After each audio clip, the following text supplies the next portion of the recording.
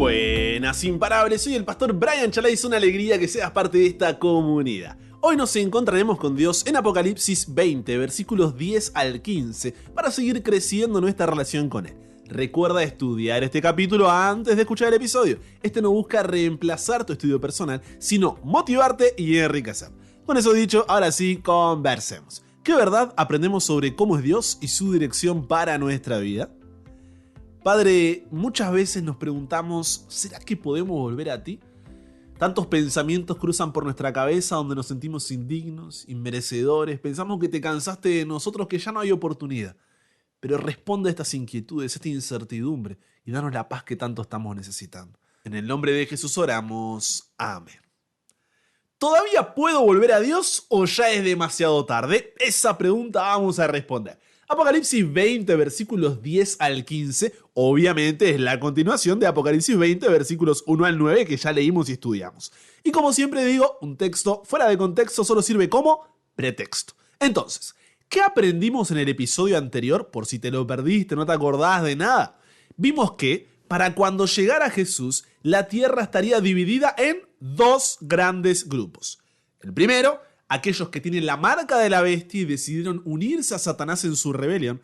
Y el segundo, aquellos que tienen el sello de Dios y a él le rinden su adoración. Pero, en su regreso, salvo excepciones, aquellos que tienen la marca de la bestia morirán o los que ya están muertos así permanecerán. Mientras que aquellos que tienen el sello de Dios y hayan muerto en la historia serán resucitados y junto con quienes estén vivos irán al cielo con Jesús. Una vez que esto sucede, inicia un periodo literal de 1000 años, donde en la tierra todos los que no son salvos están muertos, mientras Satanás y sus ángeles quedan en una tierra desolada por las consecuencias de las plagas y sin nadie a quien engañar. Mientras tanto, en el cielo, los salvos reinan con Jesús, quien les muestra que quienes se perdieron no fue porque Dios así lo quiso, sino porque rechazaron todas sus invitaciones. Podremos hacerle la pregunta que queramos sobre esta cuestión, y Él va a responder. De esa forma comprobaremos que los juicios de Dios son perfectos y su amor es eterno. Pero luego de que terminan los 1000 años, todos los que no fueron salvos son resucitados para que la sentencia recibida en la segunda venida sea ejecutada delante de todo el universo por su rebelión. ¿Te imaginas lo que será eso? Dijimos en el anterior episodio, ¿no? La tierra totalmente desolada, de repente empieza a temblar y de todos lados comienzan a resucitar todas las personas que no fueron salvas de todas las épocas de la historia, de comienzo a fin. Imagínate los ejércitos de las diferentes civilizaciones, los grandes reyes de las épocas, generales y soldados de los más salvajes batallones, las mentes más brillantes, los talentos más descabellados, todos y cada uno de aquellos que no aceptaron a Jesús como su Señor y Salvador y se rebelaron contra Él. En esta instancia, una segunda oportunidad de salvación es innecesaria, porque el corazón de aquellos que participan de esta segunda resurrección está completamente endurecido en rebelión contra Dios.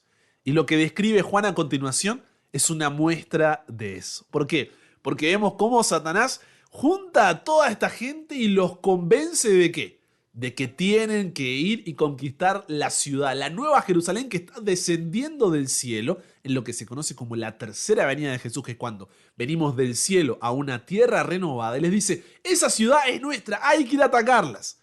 Y es ahí cuando ellos se unen a Satanás en esa rebelión. ¿Por qué? Porque su corazón está endurecido, ya no hay vuelta atrás.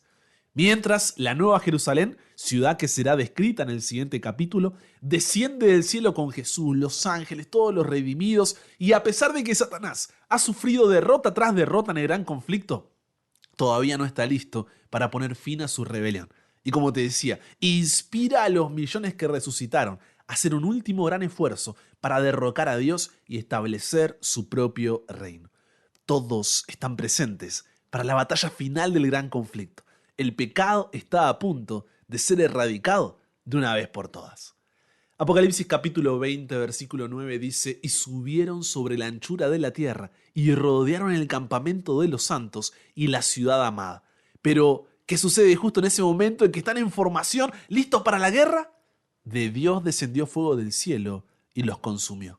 Y el diablo que los engañaba fue lanzado en el lago de fuego y azufre, donde fueron lanzados la bestia y el falso profeta, los instrumentos que Satanás utilizó en el tiempo del fin contra el pueblo de Dios y serán atormentados día y noche por los siglos de los siglos.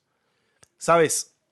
Si bien esta es una imagen que puede traer alegría, felicidad y esperanza porque significa que el pecado será destruido una vez y para siempre, para muchos también esta imagen de Dios destruyendo con fuego y lanzando al lago de fuego y azufre es como incompatible con la imagen de un Dios amoroso que tienen, ¿no? Pero necesitamos entender que si bien Jesús murió para que todos sean salvos, no todos serán salvos. Esta destrucción final es lo que se conoce como la ira de Dios. Jesús en Juan 3:36 es claro cuando Nicodemo le dice: el que cree en el Hijo tiene vida eterna, pero el que rehúsa creer en el Hijo no verá la vida, sino que la ira de Dios está sobre él. La pregunta es, ¿qué es esta ira de Dios? Es la respuesta de Dios ante el pecado. Esta ira de Dios no es la misma ira que por ahí tienes tú, tengo yo. Eso sería una asociación equivocada, porque la ira de Dios no es la pérdida de autocontrol, no es un estallido irracional y caprichoso de enojo, no. La ira de Dios no debe ser considerada como un mal temperamento celestial o como que Dios está atacando a los que no le caen mal, los destruyo. No, la ira de Dios es su amor por la santidad, la verdad y la justicia. Es porque Dios ama apasionadamente la pureza, la paz y la perfección, que Él reacciona con ira hacia cualquier cosa y cualquier persona que los contamine. Te pregunto, ¿podría un Dios que sintiese placer tanto con el mal como con el bien ser un buen Dios? Seguramente no. Por eso es precisamente que esta reacción adversa al mal es una parte necesaria de la perfección moral. Y es lo que la Biblia tiene en mente cuando se habla de la ira de Dios. Es parte de su odio hacia el pecado, porque donde hay santidad no puede haber pecado. Así como algo no puede ser blanco y negro a la vez. Entonces, la ira de Dios es la santidad de Dios en acción contra el pecado. Si Dios no fuera ese fuego consumidor que dice Hebreos 12:29, si no siente indignación todos los días, como dice el Salmo 7 hacia los malvados, si Dios no odia la maldad, como dice el Salmo 45, Dios no sería santo, no sería recto, no sería justo, es más, no sería amor. Porque debido a que Dios es santo, está separado de todo pecado y está en completa oposición a todo pecador. Debido a que Dios es recto y justo, debe castigar el pecado que viola su santidad. Debido a que Dios es amor, se deleita en la pureza y debe, por necesidad, odiar todo lo que no es santo.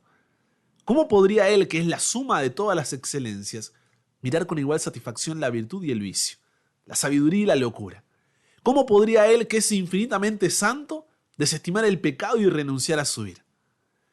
Una vez que se probó que lo de Satanás en el cielo y la tierra solamente fue un engaño, ahora el pecado puede ser destruido. Muchos agrandan el amor de Dios minimizando la ira cuando subraya esta idea. Omitir la ira de Dios es oscurecer su grandioso amor. Te la repito para que la grabes ahí en la cabeza. Omitir la ira de Dios es oscurecer su grandioso amor. La realidad de un Dios justo y santo nos debe generar la confianza de que un día Dios va a juzgar todo el pecado, toda la maldad. Sin embargo, debemos tener presente que solo Dios sabe cómo, dónde y cuándo manifestará su justicia. Ignorar la ira divina puede ser hasta dañino para la obediencia. Al contrario, un sano y santo temor se despierta en los corazones de cada uno de nosotros al entender esta ira de Dios.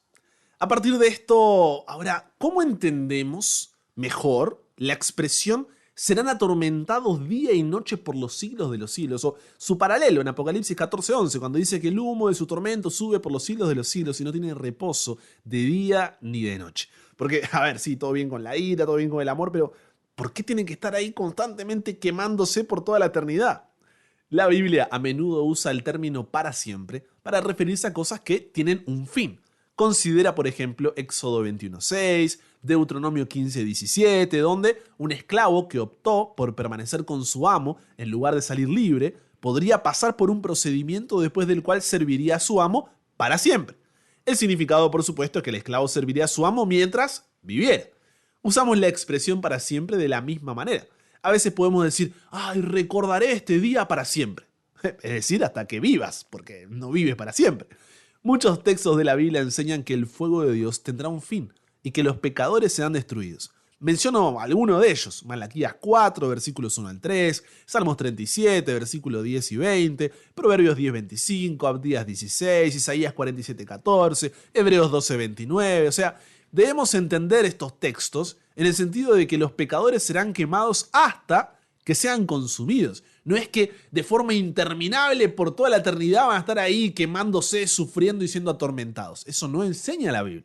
Y quiero fijar este concepto leyendo Judas capítulo 1 versículo 7, donde está clarísimo esto, cuando dice así: como Sodoma y Gomorra y las ciudades vecinas, las cuales de la misma manera que aquellos, habiendo fornicado e ido en pos de vicios contra naturaleza, fueron puestas por ejemplo, sufriendo el castigo del fuego eterno. Todos estamos de acuerdo con que Sodoma y Gomorra no están todavía allí quemando en la actualidad. Fueron destruidas por completo. Eso es el fuego y castigo eterno de la Biblia. Eterna es la destrucción, no la duración del castigo o del fuego. Por eso 2 de Pedro 2, versículo 6 dice que Sodoma y Gomorra son un ejemplo de lo que sucederá con los injustos luego del juicio de Dios. De la misma manera que Sodoma y Gomorra quedaron reducidas a cenizas y fueron destruidas para siempre, los malvados serán destruidos por completo y nunca más vivirán. No solo eso, sino que la palabra infierno se usa 54 veces en la Biblia, pero no como tal, sino como un término utilizado para traducir distintas parábolas originales. Pero solo 12 veces se utiliza para traducir Gehenna, que significa un lugar para quemar, que es lo que estamos hablando. Y la palabra griega Gehenna es una transliteración del verbo hebreo Jehinom, que significa valle de Hinnom. Este valle, que queda al suroeste de Jerusalén, era un lugar donde se quemaban los animales muertos, la basura y otros desechos en tiempos antiguos. El fuego ardía constantemente, como ocurre actualmente en muchos depósitos de basura modernos. La Biblia usa Gehenna o Valle de Hinnom como símbolo del fuego que destruirá a los perdidos al fin del tiempo. El fuego de Gehenna no era eterno. Si así fuera, todavía estuviera ardiendo en las afueras de Jerusalén. De la misma forma, aquellos que no fueron salvos tampoco estarán siendo torturados con fuego durante toda la eternidad. Porque, piensa conmigo por un momento, para que haya una restauración completa, el pecado necesita ser destruido para siempre. Si no, imagínate, ¿cómo vamos a decir, Dios restauró todo y todavía quedan ahí quemándose todos los pecadores? No, tiene que haber una restauración total, una eliminación absoluta del pecado. Este es un día triste para Dios. En Ezequiel 18:32 él había dicho que no quiero la muerte del que muere. Convertidos pues y viviréis es la invitación que hace Dios. Isaías 28:21 nos dice que la destrucción de Israel es una obra extraña para Dios. Porque el corazón de un Dios de amor anhela salvación, hasta el punto que lo entregó todo por ti. La destrucción no es algo que Dios disfrute. Ahora, si no aceptas ese amor que te permite reconciliarte con Él, abandonar el pecado, por más que Dios sea amor, Él no puede permitir el mal, porque su amor es santo, justo y recto. El pecado no tiene lugar en su presencia. No podemos diluir el carácter de Dios tomando solamente las partes que nos gustan. Por eso Hebreos 12:29 define el carácter de Dios como fuego consumidor para el pecado. Porque si bien Dios no quiere destruirnos, cuando un pecador se aferra a su pecado, Dios, al ser la justicia parte de su carácter, se convierte en fuego consumidor para el pecador. ¿Por qué? Porque no soltó ese pecado. Te doy un ejemplo. Piensa en un edificio que está en llamas y desde abajo el bombero le dice, salta. Pero si la persona no quiere soltar ese edificio, no quiere salir de ese edificio en llamas, ¿qué es lo que va a pasar? Se va a consumir. ¿Por qué? Porque es fuego consumidor. De la misma forma, este es un ejemplo básico solo para entender. Por más de que Dios sea amor y quiera salvarnos, si no nos soltamos del pecado, no puede hacerlo. El objetivo del libro de Apocalipsis es revelar a Jesús y desenmascarar los planes de Satanás a lo largo de la historia, ¿recuerdas? Buscando así demostrar la fidelidad de Dios en cada época para animar, fortalecer, redimir y finalmente liberar a su pueblo del pecado y sus consecuencias. Y es aquí donde Dios nos dice, el pecado será eliminado para siempre. El enemigo no solamente está derrotado, sino que ahora también está destruido. La realidad del pecado no vuelve a existir. Ahora podemos empezar desde cero. Por eso, si volvemos a la lectura de Apocalipsis 20, se presenta ahora otra escena de juicio ante un gran trono blanco. Satanás y su enorme ejército de malvados rodean la Nueva Jerusalén. Tienen la intención de pelear una batalla final por la supremacía, ganen o pierdan. El último capítulo del gran conflicto está llegando a su conclusión. Justo cuando el ejército de los malvados se prepara para asaltar la Nueva Jerusalén, Juan se detiene al ver un gran trono blanco en el que se sienta Dios. Esta es la imagen del juicio que a menudo tenemos en mente cuando pensamos en el día del juicio. Pero como hemos visto previamente en los libros de Daniel y Apocalipsis, el juicio ya está ocurriendo en el cielo, determinando quién ha aceptado la oferta de salvación de la gracia de Dios y quién la ha rechazado. Este juicio del gran trono blanco no está diseñado para determinar quién se salva y quién se pierde. Eso ya está decidido en ese punto de la historia. Este juicio está diseñado para acabar con el pecado de una vez por todas. Este juicio tiene la intención de establecer en la mente de cada criatura del universo que Dios es justo. A cada persona perdida en ese enorme ejército de Satanás se le muestran exactamente los cargos por los cuales están condenados. Ven su elección de vida en toda su realidad. Están convencidos de que el juicio de Dios es justo y de que ellos mismos se negaron la posibilidad de vivir en el cielo. Y como dice Romanos 14:11 y Filipenses 2:9-11, vivo yo, dice el Señor, que ante mí se doblará toda rodilla y toda lengua confesará a Dios. Todos en esa multitud de perdidos se arrodillarán y reconocerán que Dios los ha tratado con justicia. Incluso Satanás y sus ángeles deben confesar que los juicios de Dios son justos. Finalmente desciende fuego de Dios y los devora, a todos los que no están escritos en el libro de la vida del Cordero. Esta muerte es definitiva, esta muerte es eterna. Esta muerte es a la que se refería el apóstol Pablo cuando dijo: la paga del pecado es muerte, en Romanos 6:23. El pecado es completamente erradicado del universo, para nunca volver a levantarse. La muerte misma y el Hades, que es una referencia al sepulcro, son destruidos en el fuego final. El gran conflicto ha finalizado. El fuego que devora a los malvados junto con Satanás y sus ángeles también purifica la tierra. De las cenizas, Dios creará un cielo nuevo y una tierra nueva. Esa nueva tierra y la nueva Jerusalén son los temas de los dos últimos capítulos de Apocalipsis. Pero, ¿qué nos llevamos de este? Cuando Jesús regrese, habrá solo dos grupos. No hay grises en esta decisión. Muchas personas se sienten atraídas por el Evangelio, pero tienen miedo de que si entregan su vida por completo a Jesús, podría ser demasiado restrictivo para ellos. Disfrutan del dulce sonido del Evangelio, pero les resulta difícil dejar de lado sus pecados favoritos. No llegan al punto de la entrega total.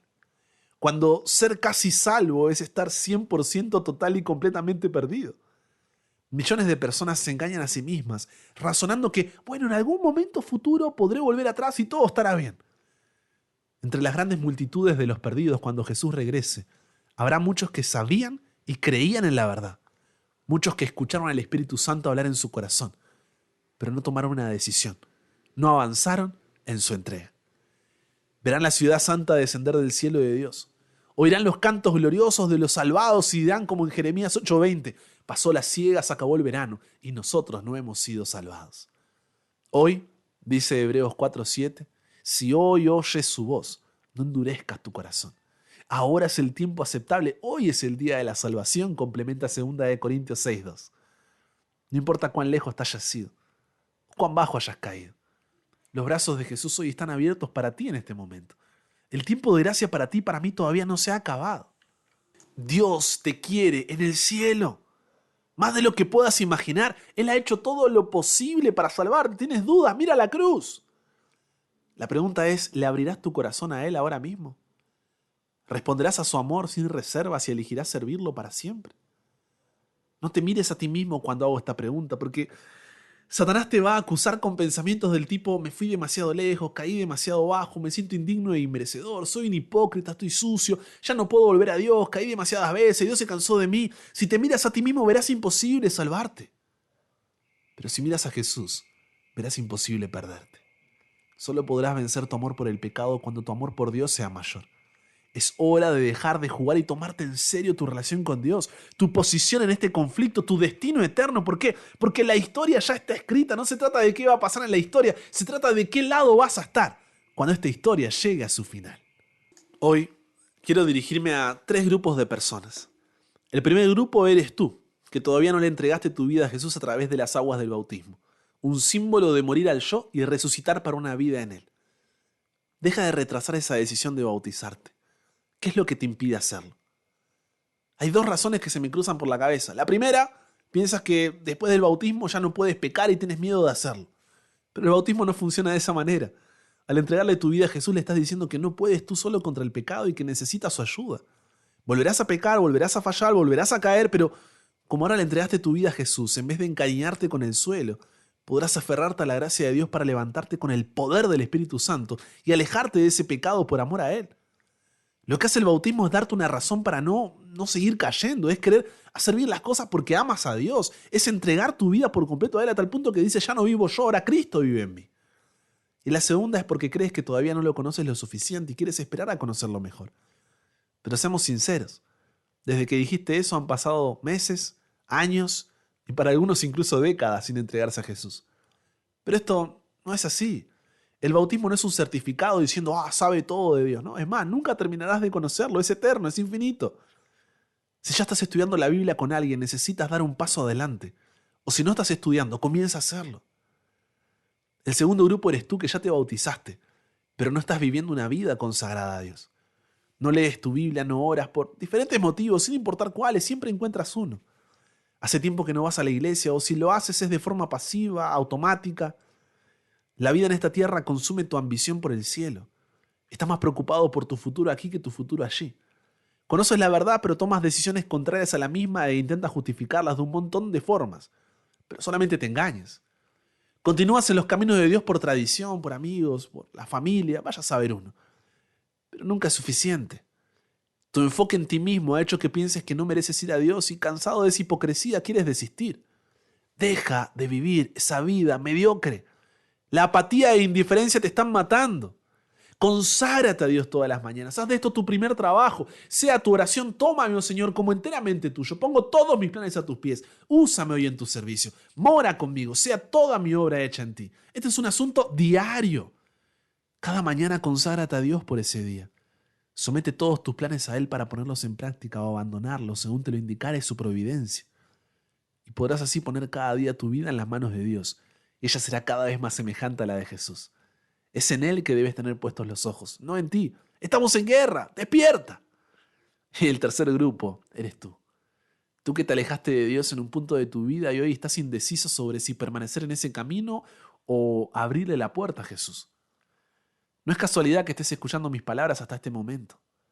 Dios hoy te dice, dame, hijo mío, tu corazón.